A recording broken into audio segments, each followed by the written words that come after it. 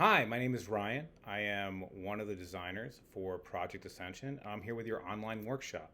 You have to complete this online workshop by September 30th, 2022, and it's required for participation in Project Ascension.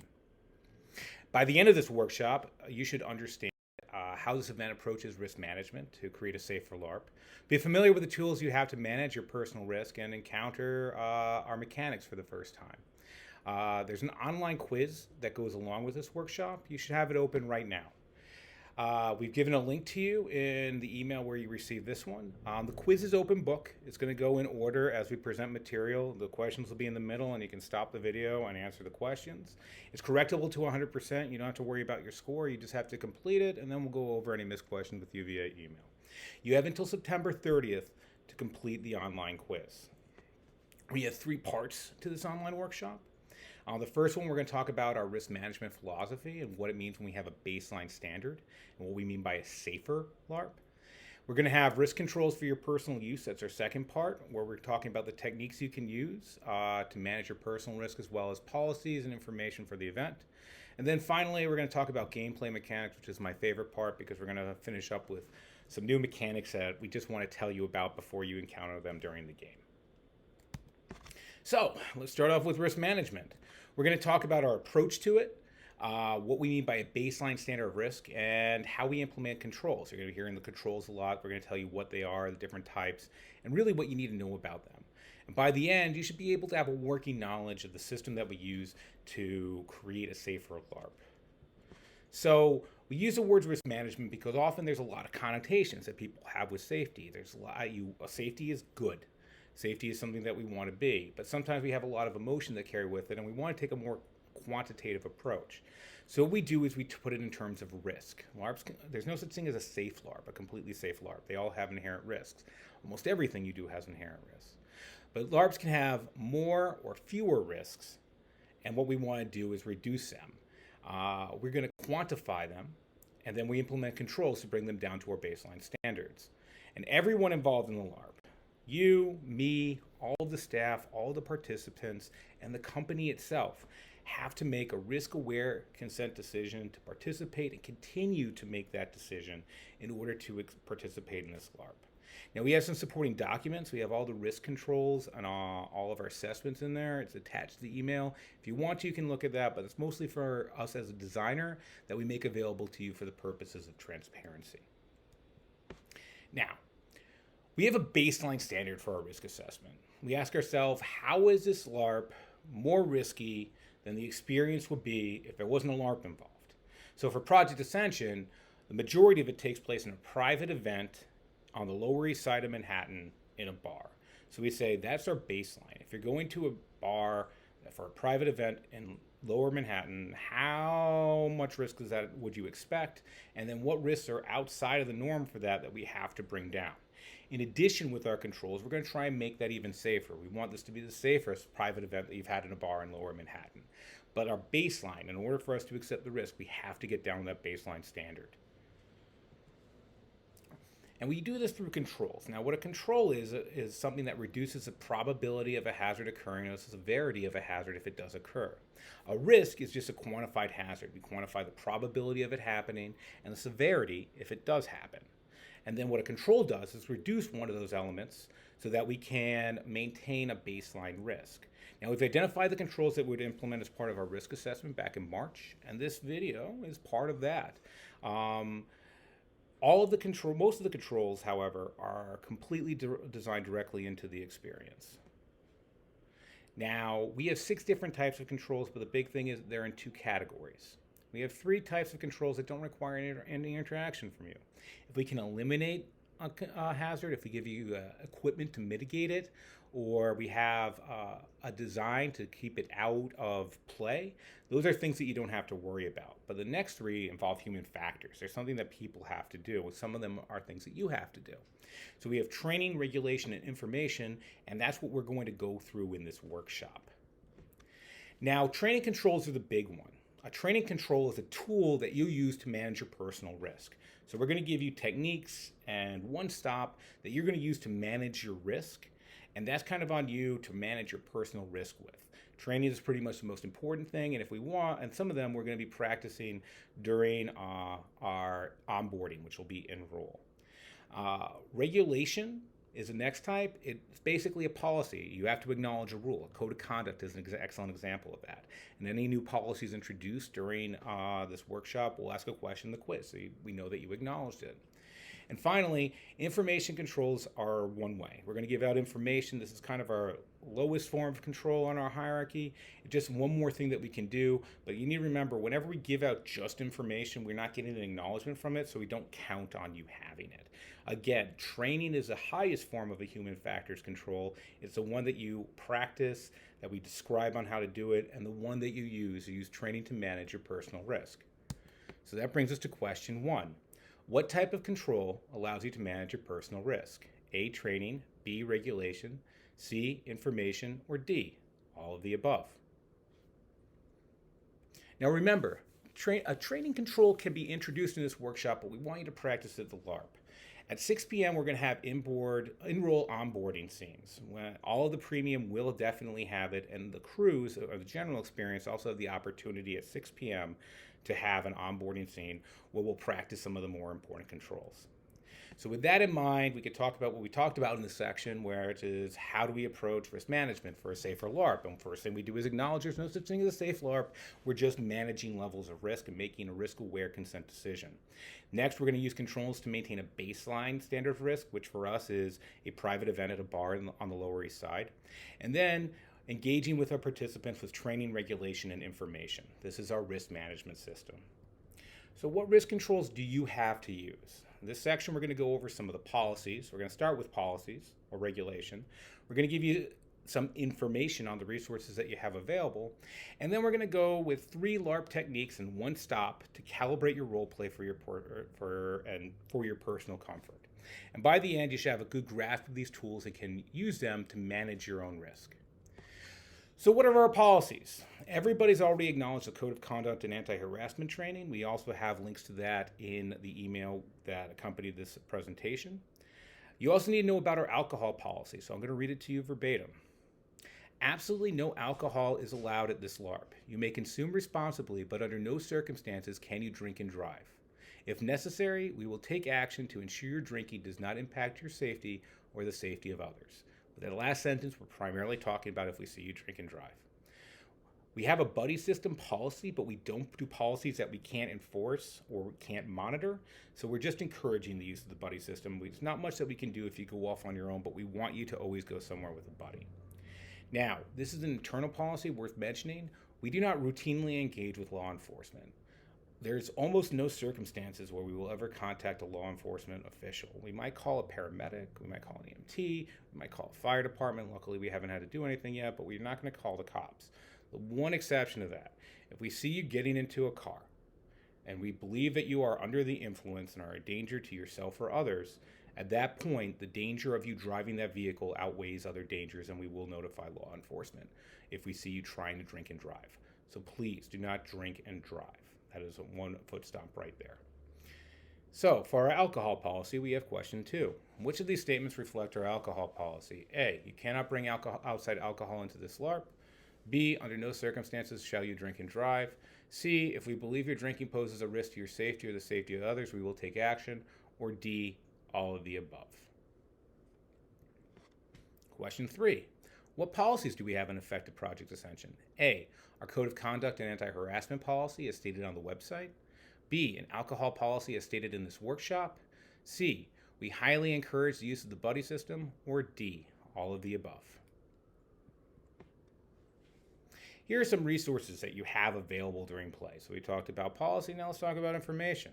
On Saturday, you have access to our venue, so we're going to talk about what you have in the underground bar. We're going to talk about the site survey we did to make sure we meet the most basic needs.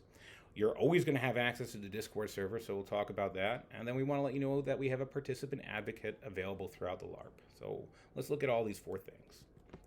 First off, the underground bar. It's going to have a bathroom, obviously. We have a cash bar with light food that you can buy. And there's going to be a coat check. You can also bring food into the venue. In case of emergency, there's a clearly marked emergency exit on the north side of the building. Do not use this exit except in emergency. We don't want you using that exit. That's only for emergency use. The venue is wheelchair accessible. You'll have no problem with a wheelchair with one exception. It is an old school tenement style building, so that like most buildings on the Lower East Side, the emergency exit was added afterwards, and in order to make space, the emergency exit goes down a flight of stairs and up a flight of stairs. So that's important to know in case of emergency. And finally, there's things that you wouldn't normally have there. We'll make sure that you have water available and that we have hand sanitizer available. So which statement is false about the emergency exit? A, there's an emergency exit on the north side of the building. B, you should not use the emergency exit unless it is a real emergency. C, the emergency exit is wheelchair accessible. Or D, the emergency exit is clearly marked. Which statement is false? For planning purposes, we're going to let you know generally where it is. We have a cool thing to get you to the bar, particularly for people in the general admission. We have something called our cold open. But just so you know, it's closer to the corner of Orchard Street and Rivington Street on the Lower East Side. The zip code is 10002. The nearest subway stops are the 2nd Avenue F and the Delancey Essex, F, J, M, and Z. All the other sites that we're going to be spending a significant amount of time at, like where we have planned extended scenes, we've done a site survey. All these have a bathroom available on site. Almost all of them are wheelchair accessible. There was one that by necessity and nature of the venue could not accommodate a wheelchair. That one is the one that is on Bowery. It is also the furthest away. All locations are within a half a mile of each other, but less than a 10-minute walk. And the thing that we want to remind you of is while we can do site surveys, being familiar with New York City is a thing. Sometimes your walking distances are a little bit different. Sometimes it takes a little bit to use a subway. And the other thing that we want to make sure is use a bathroom before you go somewhere, because if you're in the middle of your walk, you might not be able to find a place to use a bathroom. One thing you will always have is access to Discord. The Discord service is monitored throughout play, which is what we're saying 1800 on Friday to 300 on Saturday. And again, from 1100 on Saturday until midnight. Use this as your primary means of communicating with staff, using the @facilitator role in the primary channel. If you're under duress and cannot use Discord, please seek out our participant advocate. We'll always post our physical location, but it'll typically be in the Underworld Bar or in our green room, which we'll also give you beforehand. Please don't engage facilitators, the people who you see in person, without a role routine questions, because they don't really have the resources to answer most routine questions. They're given the information to go give a player, and that's it. They also can handle your risk questions. So if you see a hazard, don't hesitate to go to them. But if you have a question just like, when is this? What is this bit of lore? How do I find this place? They're going to look on their phone and ask an online facilitator. So just ask the online facilitator directly. So what's the best way to ask a staff during a question during an event? A, use the @facilitator role in the appropriate Discord channel. B, walk into staff-only areas and ask the first person you see. C, interrupt the facilitator role-playing with another participant. Or D, ask another participant maybe they know. If you're under duress, do what you need to get help. Your go-to is a participant advocate, but if you can't find that person, any facilitator can help you. Also, we expect you to help each other. We're all here for each other. We're all part of the same team. So you can also ask other participants for help if you're in duress. Don't suffer alone just because you couldn't get through Discord. Don't think that we don't want you talking to our facilitators if you're in duress, if you see a hazard, if you see something that was related to risk. The only time that we ask you not to go to the facilitator is for an in-person facilitator. It's for specific questions that they're going to have to look something up because they're going to do exactly the same thing as you. Ask an online facilitator. We have a participant advocate. They're there for your well-being and that of the staff. They're primarily there to handle people who are in duress, who are having some hard times, who need to talk to somebody. They're also a point person for real-world concerns. They're going to be able to find you support that you need. An important part of the participant advocate is they have confidentiality. We've talked to her to make sure that they don't need to tell us anything. She doesn't have to tell us anything. So if you have something that you want confidential from everybody else, she'll keep your secret. She'll ask if she can talk about the risk to other participants, but if you say no to that, that's where it stays. Her role is to advocate for you and get you help, and also for the staff themselves. Everybody there can use her services. For the purpose of our code of conduct, if you've done a deep dive into our code of conduct, it does say we have to identify a risk monitor. The patient advocate is the risk monitor for this event. So go to her primarily. She's the point person for any hazards that you identify. So those were our policies and our resources, some information that we gave you, but this is the important part. Pay close attention. We're going to talk about 3 LARP techniques and 1 stop that you should use during Project Ascension. So we have 3 LARP techniques and 1 stop. Our 3 techniques are the use of a signaling band, which I'll show you in a bit, to denote in roll and out of roll. Right now I'm talking out of roll, so I don't have the signaling band on. We use the words really, really to denote out of roll statements, and we'll use that for calibrations, check-ins, any out of roll statement that we want to make. We obtain consent for non-incidental physical touch with a technique called bullet time consent. That's a mouthful, so we're going to talk about consent. We're going to talk about physical touch, including incidental touch. We're going to talk about non-incidental physical touch, and then we're going to give you the technique for bullet time consent. And then finally, if you hear the word cut said emphatically, we want you to drop character and check in. We'll go over that last one. The first 3 are techniques. The last one is we call the procedure. You don't have to use the techniques. We encourage you. They're there for your use. If you don't, they'll keep you safe. They'll reduce your risk. They will help you engage with other people, and they'll help your role play. The last one is a procedure. If you hear cut, you have to drop your character and check in. So which one of these is considered a procedure? A, use of signaling bands. B, the really, really. C, bullet time consent. D, dropping character and checking in when somebody says cut emphatically. Which one of those is a procedure?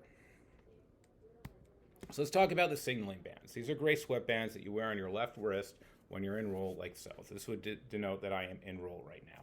You can wear it anywhere on your left wrist. You can wear it down here. It just has to be on the left side so that we can see it.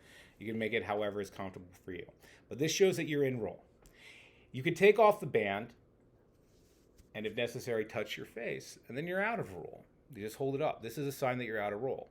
Maybe you need a break. Maybe you're doing an extended negotiation.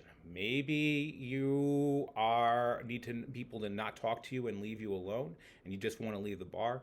Maybe you're going in an area where you're not going to be in character for a while. It doesn't really matter. Do not role play with people who are not wearing the band. So this is do not role play, and this is you may role play with me. All right. If you want to do an extended negotiation, take off the signaling band and step off to the side. Do not role play with people who take off their band. So what should you do if somebody takes off their signaling band? Question number 7. Typically, ignore them. They're just out of roll. B, if you're concerned, ask them, are you really, really okay? C, make some sort of gesture and talk to them out of character with your signaling band still on. Or D, both A and B are correct. We mentioned the really, really in that last question, the check-in. We're going to go over that right now. The words really, really denote an out-of-roll statement, and you just use it in a sentence. For example, I really, really like to talk away from the loud music. It's really, really hot in here. I need to take off my coat. Or I really, really need you to take 2 steps back. Those are out-of-roll statements of stuff that you need. You can also use it to calibrate. Like if you want to have a screaming match with somebody, it's like, I really, really want a screaming match right now. Or I'm really, really ready for a fight.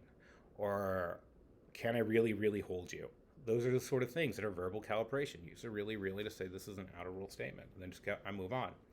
One of the specific uses is that we use it for a check-in. If someone asks, are you really, really okay? That is an out-of-roll statement. And that is an out-of-roll check-in. Now, we don't use hand gestures and we don't do anything like that because we do pervasive play and we need something unintrusive. So, if someone asks you if you're really, really okay, you respond with, I am really, really okay if and only if you are okay out of roll. If they give any other response, I'm really, really not okay, or I'm fine, or I don't know, then drop your character and ask them, what do you need from me right now?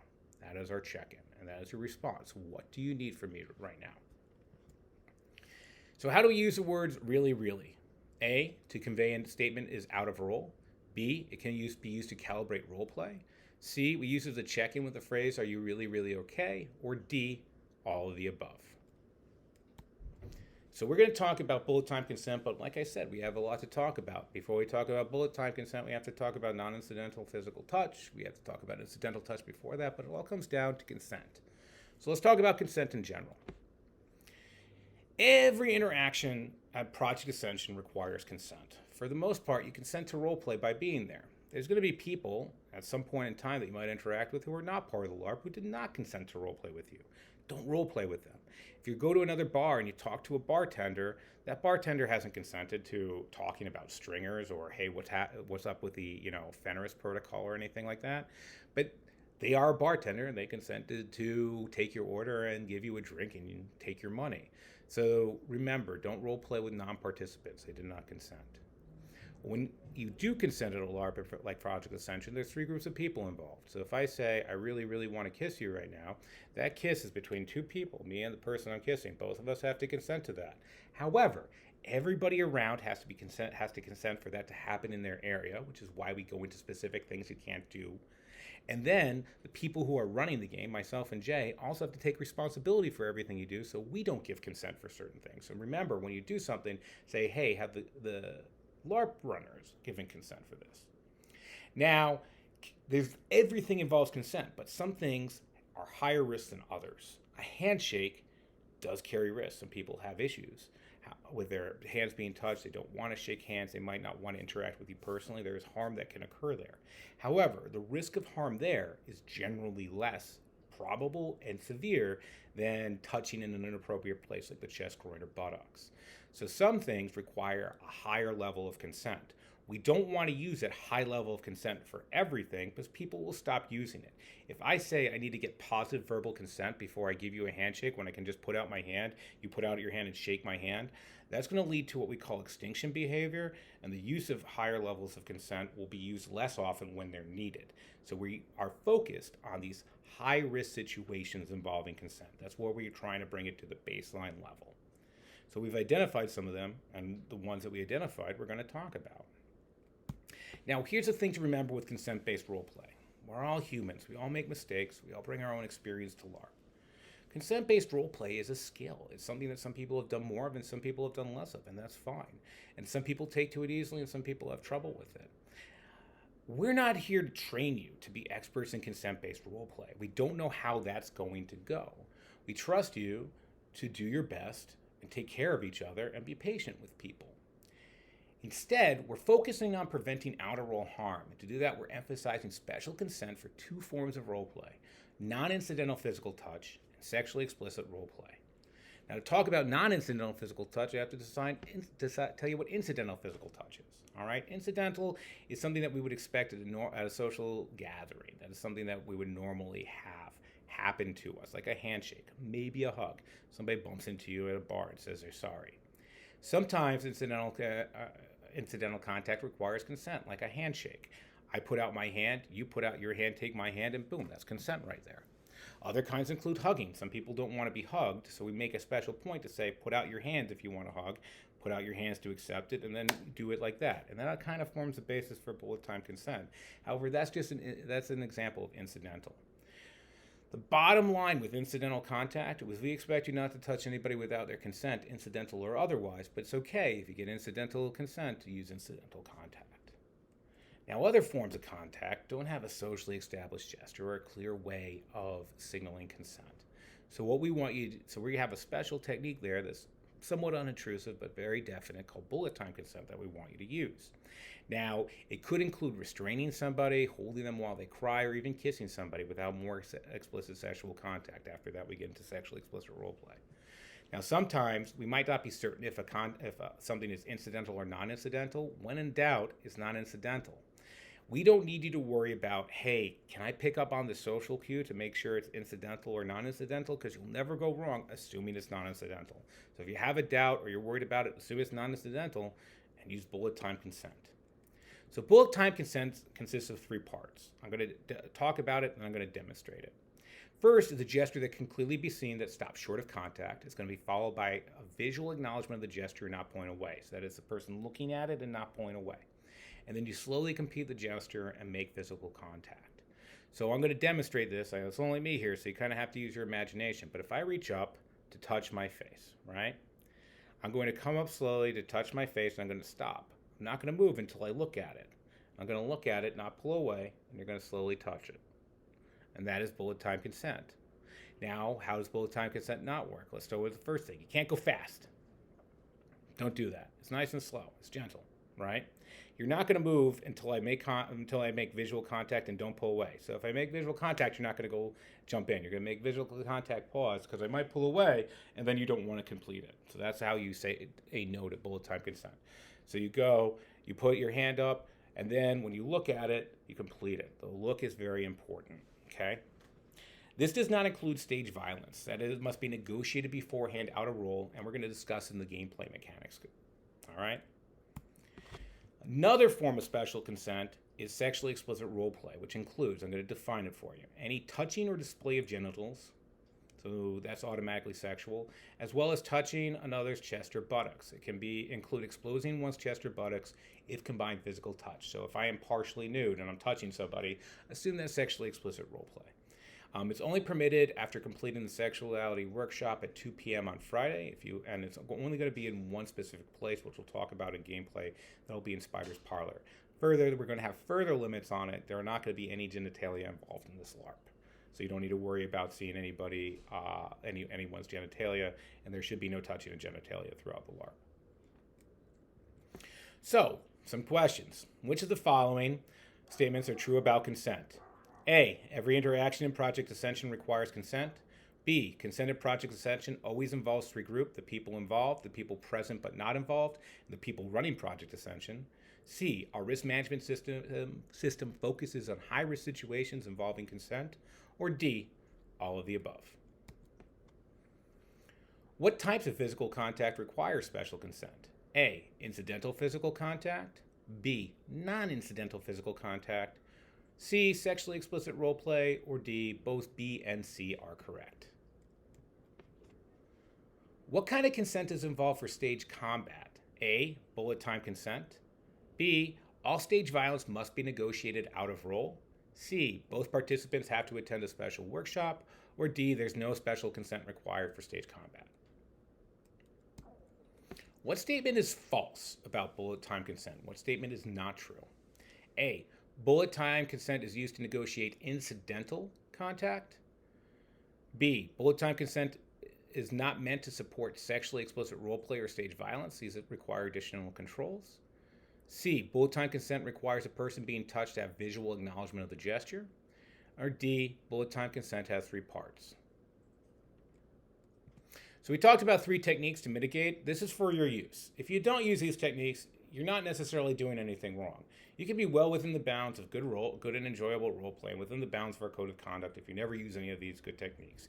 Even the signaling band, we might ask you to put it on, but if you role play without the signaling band, it's not like you've just caused harm to somebody. It's there as a device for you to use, and we want you to use it. However, there's one procedure that if you do not follow, we are going to have to ask you to leave, because that is incredibly important, and that is our cut. That is our stop. So let's talk about cut. You can emphatically say the word cut to stop role play. If you hear the word cut to stop role play, stop. Ask the person who said it, what do you need from me right now? So that's your reaction to cut. When the person who said it is ready to continue or leaves the area, role play may continue, but not until then. Facilitator is likely to come over, but even if they don't, just wait until the person either leaves or is ready to continue, and then you can continue. We're not going to practice cut during the event. If you hear it, it means somebody actually needs you to stop role playing. Is what we call real world. So cut is your emergency stop button. Use it to avoid a bad situation. If you can, this is optional. If you have to call cut, please consider talking to the participant advocate so he can help mitigate risk to other participants. You've identified a hazard that was not otherwise accounted for. We had to go to our last line of defense, and we would like to know what happened so that we can maybe on the fly do some more risk controls on there. But it's not mandatory. If you call cut and you're good to go after that, you never need to talk about it again. It's more of a courtesy. So we talked about a whole bunch of risk controls, such as our anti-harassment policy, code of conduct, and alcohol policy. That's our regulations. We've gone over information on resources, including use of Discord and our participant advocate. And then we're giving you three techniques, tools to manage your personal risk, including signaling bands, really, and bullet time consent, as well as cut. And that's going to cause us to stop role play and check in. Being aware of our policies, engaging the resources available, and using our three techniques and a stop. That's what we call the risk controls for your personal use. Now we can get to my favorite part, the gameplay mechanics. We're going to start simple, and then we're going to get some specific cool stuff, so stay tuned to the end.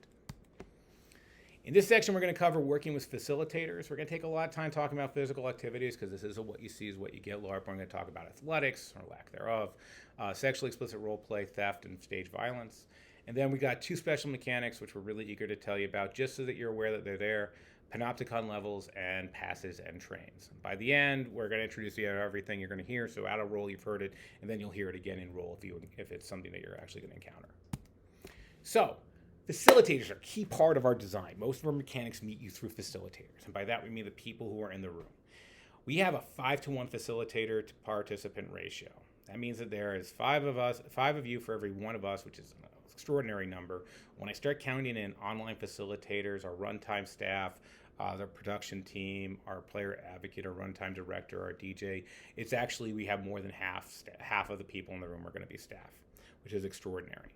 Our facilitators, so you know what their job is maintaining their focus on managing conflict, which means resolving conflict that you don't want, and promoting dramatic conflict, which is cool, and then handling the mechanics so that you don't have to, and it's not on lore. So they're going to get a bunch of information, but their lore is going to be about this much, and what they have to do in terms of managing conflict and mechanics, that's going to be the vast majority. Whereas you, as a participant, have your character dossier, which is sheets of lore, and then you could go through our setting uploads, and maybe you have some questions, and maybe you've gone through and you've been collecting lore this entire time. So there is an information disparity in terms of lore between you and the facilitators that we want to make sure that you know about. If you hear, "I need you to focus," that phrase, "I need you to focus," that's them changing the subject back to where they're in the zone, what they are there to do, the topic that they're prepared to cover, and telling you, "Hey, you're digging a hole, I don't have anything to put in it." Right? You can go to the online facilitators. They have access to all the documents. They have access to the runtime director. They have access to myself and Jay. They can answer your questions. But the facilitators right there, they have what they can remember in their brains, and that's what they're going to be working with. So please don't try and stump our directors. For lore-related questions, use Discord. Instead, the best thing to do is talk to them about the thing they're talking about. You might find it really interesting. Or if you want to talk about lore, give them lore. You have a bunch of stuff. Help them out. Give them stuff that they can engage with, and talk about the stuff that you already know. This is your chance to talk about your character and the cool stuff you've done. So, what's the best way to engage with a facilitator? A, ask them a cryptic reference from a setting upload that dropped back in July. B, inquire as to why their character made a specific comment in your character dossier. C, start Googling stuff about their character's handle and diving into possible mythological questions. Or D, talk about the narrative material they're presenting, or help them world build by presenting your own information. This LARP is what you see is what you get. So you might be inclined to attempt physical difficult activities. Please don't. It's not designed that you have to. Try to avoid running anywhere. It attracts attention. We're going to give you a lot of props. Those are all finger strength. You don't need any brute strength or anything to do it. Don't force it. And please, oh please, do not climb on anything. Don't climb a fence. Don't climb a ladder. There is nothing that you need to climb. Promise you, there's nothing that you need to climb this entire time. There's a few specific activities which we're going to go over, which are stage violence, sexually explicit roleplay, and theft. So, any stage violence has to be negotiated out of game. You have to take them aside and say, here's what we're going to do. We trust you. Okay? We're not giving you an elaborate system to figure out what to do. We trust you with your bodies, with coordinating each other. The thing you have to remember is the moment that you do any stage violence, now you're on your own. You need to make sure that you don't present any hazards to other participants. If you do, that is going to be starting it into violations of code of conduct. So remember, if you start throwing fake punches or anything and you actually hit somebody, or if you fall backwards onto somebody, you're responsible for that. Okay, so make sure that you are getting consent from everybody around or clearing an area. A better tool for you to use is our violence resolution mechanic, because violence isn't all that interesting in LARP. It's fast, it's not necessarily particularly well done, it's hard to do a good stage combat, it's nearly impossible in a LARP. But the aftermath of violence, the immediate reaction, the people like, oh my God, you just hit me, the person lying on the floor, the people crying out, the people who want to restrain you, that drives role play. So that we want to skip to the consequences of it with our violence resolution mechanic. So here's how it works. You're going to have an altercation. Maybe it's just something that happens naturally. Maybe you do I'm really, really going to fight you right now. You square up to each other, and one combatant gets big, puts their hands up, gets really high, and the other one starts to cower, gets small, withdraws from violence. So you get to choose which one you are. If you're good, choose the big. If you're not good, choose the cower. If both of you are big, that means that you're two badass combatants. We really don't know what's happened. You can roleplay that it was an altercation or not, but Just keep on moving. Nothing's going to happen. If both of you are cowering, nothing's going to happen either. You're not actually going to fight. But if one person is big and another person is small, then what you're going to do is a big person is going to make a shoving gesture. You're not going to make contact. You're just going to flinch.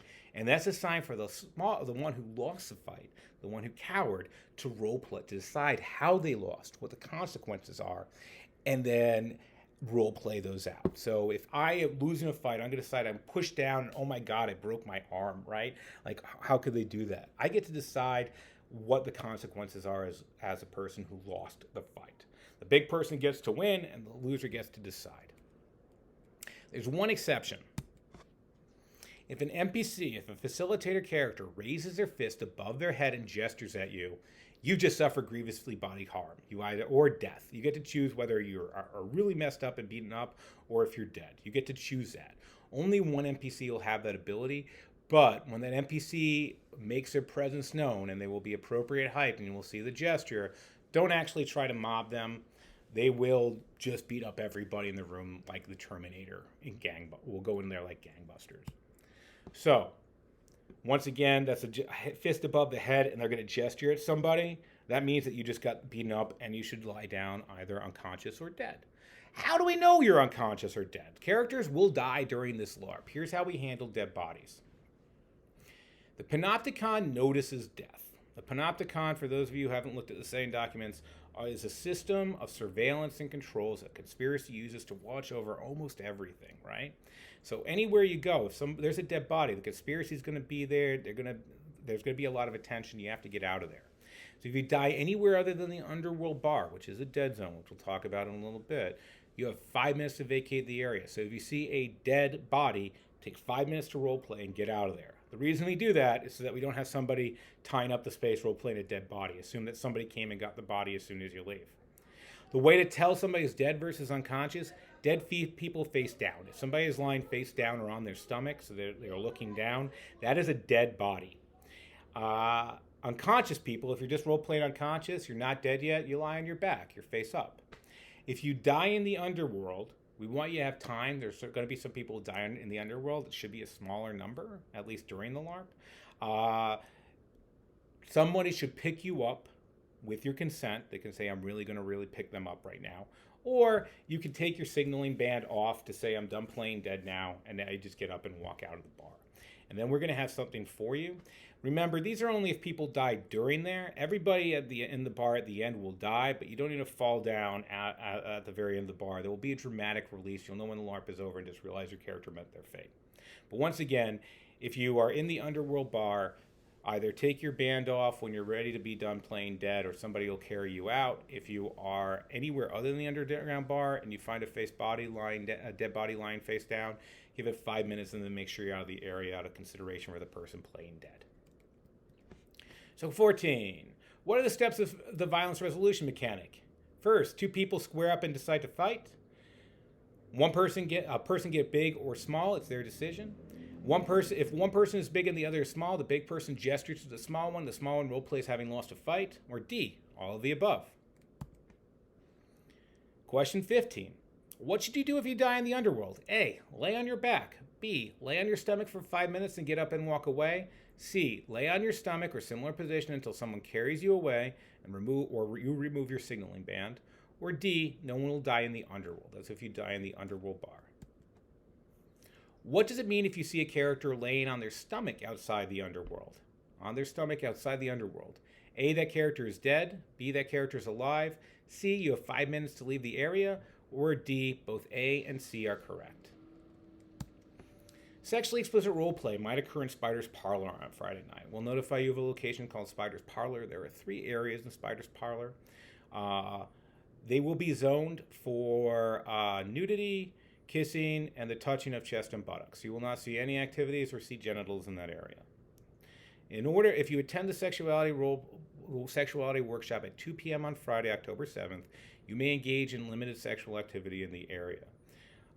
This is the only time sexually explicit roleplay will be permitted. So there is no touching of the chest or buttocks in the underworld bar, no touching of the genitals at any time. All the explicit roleplay will be confined to a specific room. Okay, we have more than one room there, And when you go to the workshop, if there is something like the actual touching will happen elsewhere. You might see nudity over here, but you won't see any activity. All right, there are no group activities planned. This is something that is narratively appropriate, that we are working with an intimacy consultant on, that we're hiring a special facilitator to manage. This is not a group activity where you all come in and say, hey, we're all going to hook up right now. This is a situation where there is a more erotic aesthetic, and we are zoning it so that people who don't want to deal with it don't have to engage with it. All right, and remember when we do this, and we're going to hammer this in on the sexuality role play, but this applies for everything. Our facilitators are role play with you, not for you. This isn't Westworld. So remember, there's always a human being on the other side of this, and be considerate of each other. The last physical activity we want to talk about is theft. All right? Stringers, you steal a lot of stuff, and we got a lot of stuff for you to steal. We've worked very hard to put a lot of items in there for you to steal. But the problem is, because people are stealing items, they might not know necessarily what to steal or what not to steal.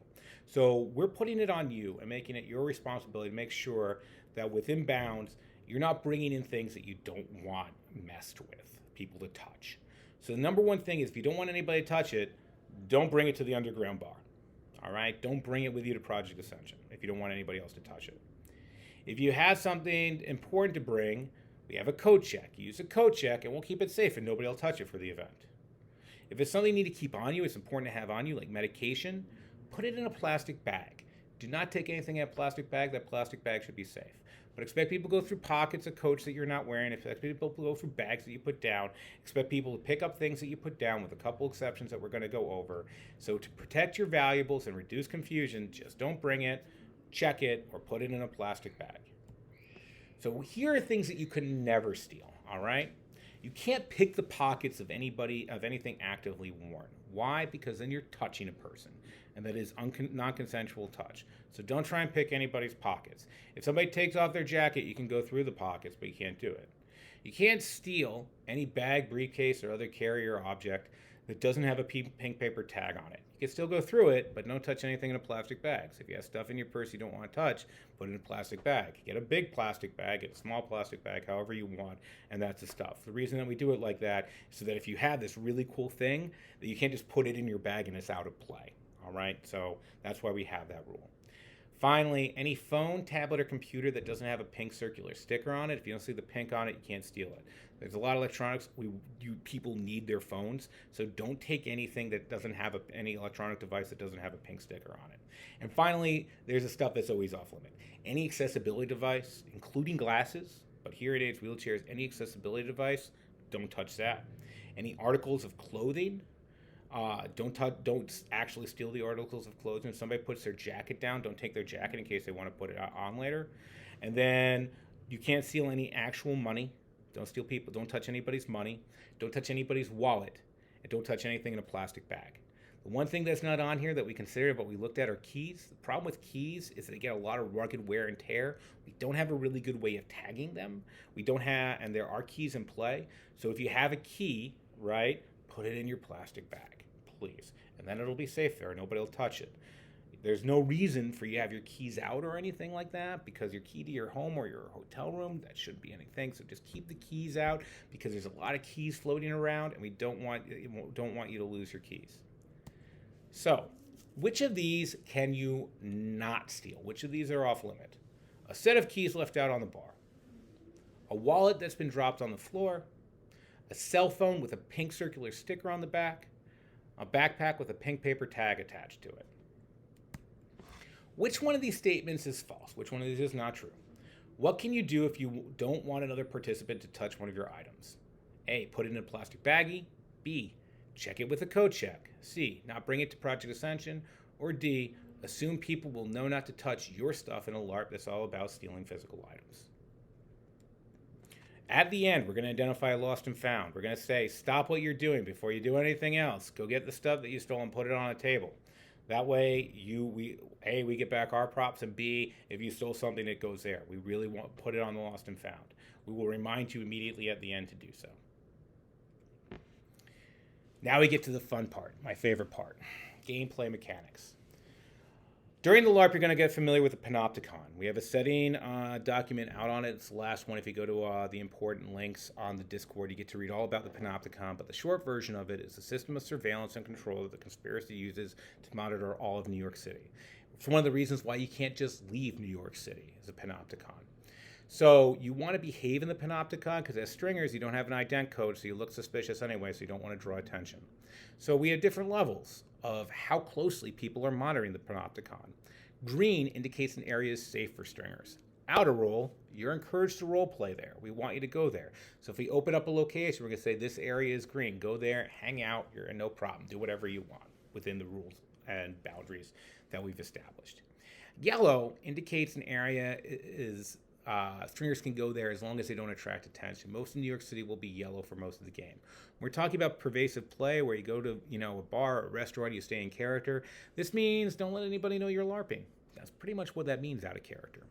We don't want you doing explicit things like stage violence or anything like that. Red means an area is dangerous to stringers. Out of role, we discourage you to play in red areas. This is not a risk control. This is more of a saying, hey, we don't have any material. So if you say, I'm going to go up to Union Square, that's going to be red because we're not sending anything up to Union Square. You're off on your own. It's red. And then infrared means an area is flooded with danger. Don't go in there if you're a stringer. It's almost certain death. If you wander in there, we're going to say, hey, did you know you were wandering into an infrared area? If you say no, then we're going to send you back. We're going to say yes. I'm like, awesome. Do we have consequences for you?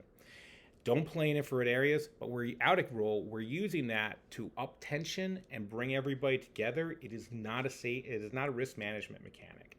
So we're not going to, if we have a hazard that we identify, we will clearly notify you over Discord if need be. We will let you know with our really through facilitators and pass the information on.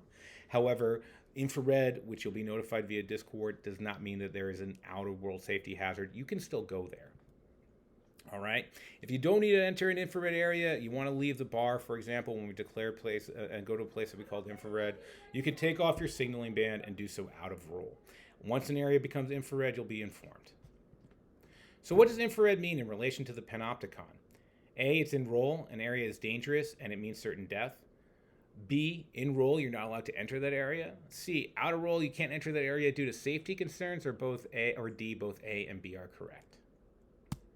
There is one more type of panopticon zone that we want you to know about. It's called a dead zone. This is the underworld bar. The reason that we bring it up is you never have to worry about the panopticon inside the bar. The reason that we do that is so you can always role play inside the bar. You always have inside the bar to role play with. Now, we talked about it in our participant guide. We've talked about it in some of our chats or on Discord, but one more time.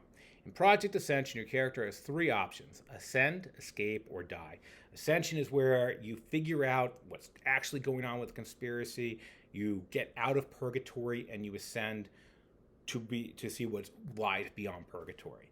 To get that, you're going to have to figure out how to earn LARP. Good luck. We encourage you to do it. I can tell you only a limited number of people are going to be allowed to make it. 2, if you're in the underworld at the end of the LARP, your character is considered dead. We're not role-playing your death scene, which just like there's going to be a stop, the LARP is clearly going to end, and you realize your character has met their fate by being in the bar at the end. For everybody else, if you want to escape and you didn't ascend, you want to avoid death, you need to get either a pass or a train. These are the mechanics by which your character can escape, and they can be achieved by exploration or roleplay. We have a lot of flexibility on this, but let me tell you the one thing that we're not going to do. You can't just say, well, my character just gets on a plane to Bora Bora. I'm like, it's not that kind of LARP. We want you to go through the established mechanics, the established genre. Remember, we're still telling the story together, and we have ways for you to get what you want, but please respect the design, respect what we put together, and say, hey, I'm desperate. I need one of these ways out, okay? So the 2 escapes are called trains and passes. So we're going to talk about trains first. A train is on rails. It's going to be very clear. It's going to be, hey, this is how this is going to go. It can get a group of people out, and all you have to do that is find the NPC associated with that train and make a deal with them. And they have rules for how they can make deals, and then you're going to get out. Everybody on the train is going to be together, and it's going to explain to you the consequences of being on that train. It's probably going to involve a moral dilemma, all right? If you're offered a train out of New York, the facilitator will let you know how to catch it, and we have an ending scene for you in mind. Then we have passes. We have a lot of passes. Passes are for a smaller number of people. They could be anything from a cargo container or a private jet, but each one is unique and each one is dangerous. First off, to take a pass, you have to have your core file deleted. There's a plot line where you can learn how to delete your core file in the game, so you'll be able to figure that out, delete your core file, and take a pass. But there's a consequence, which we'll get to for that one. But the big consequence for the passes are that they're dangerous. When you take a pass, the facilitator will give you a range of numbers, 1 to 2 people, and then give you your odds with a specific phrase. I'm about to go over the specific phrase. This is how likely are you to survive, all right? So if they tell you it's a sure thing, everybody, you're going to survive, 100%. If they say it's pretty safe, that's only a 90%, but it's still pretty good. Good odds are 70. A toss-up is 50-50. You have a 50-50 shot of surviving. A big risk is 30%, and a long shot is 10%. Now, some of you are saying we can't decide if we live or die. We'll get to that, all right? If you get a pass, the moment you get a pass, contact the online facilitator so we can start tracking it, all right? Now, passes have a number, right? Like 2 to 3 people. If you take fewer than that number, so if it says 2 to 3 people and only 1 person take passes, your odds get slightly better. If you take more than those people, your odds start going down. They keep going down the more that you have. Now, you can choose when you do it to do a group or individual roll, but to use it, all you have to do is leave the bar. Sometime after 11:30, there'll be somebody out there recording your passes and telling how you did, all right? The important thing is do it early so that you can be back in the bar by midnight. We have a mechanic by which you can witness what's going on in the bar at midnight. Here's a super important point about passes, and this informs your role play. Your core identity has been deleted if you take one. No one you will leave behind will ever see again, or even if you survive the pass, if you lived or died. All right? You'll spend the rest of your life in anonymity, and most of these passes are worse off than where you are right now, but you'll live. So this is something to role play out, that when you leave the bar to take your pass, you're saying goodbye to everybody who's not going with you, and anybody going with you has a chance of dying, all right? Now let's say it's 11 o'clock, you want your character to live, but you haven't gotten on training, you haven't found a pass, right? Let us know through the online facilitator, we'll find a way for your character to live. If that's what you really, really want, we're gonna make it happen for you. Further, if you get a pass and you really don't want to die, all you have to do is inform the facilitator, I really, really don't want to die. Further, I'm going to tell you, we're just going to tell you the results of the past. If you decide I'm going to ignore that and headcanon my character survived, rock on. That's no problem. But the passes, so you know, are there to introduce uncertainty, introduce drama, and make it so that in roll there's a choice to take that pass, a meaningful decision. All right? Finally, if you ascend or escape, or if you die before the end, because probably a couple of you are, plan on being in the bar at midnight. I'll have more information at the LARP, but we have a surprise for you. So our final question, to avoid death at the end of the LARP, what are your options? A, get on a train and accept the consequences. B, risk death with a pass. C, ascend. Or D, all of the above. So those are the key mechanics. You've now encountered them on how to best work with facilitators. We talked about physicality, including stage violence, sexually explicit roleplay, and theft. And we've gone over panopticon levels and passes and training. We've introduced them to you out of character. If you encounter them in role, there will be ways of recapping or getting the information. We're not asking you to necessarily remember this stuff, but we wanted to expose it to you. And we're at the end. So your online quiz should now be complete. If you need to, you can go back through the workshop or refer to the slides for the correct answers.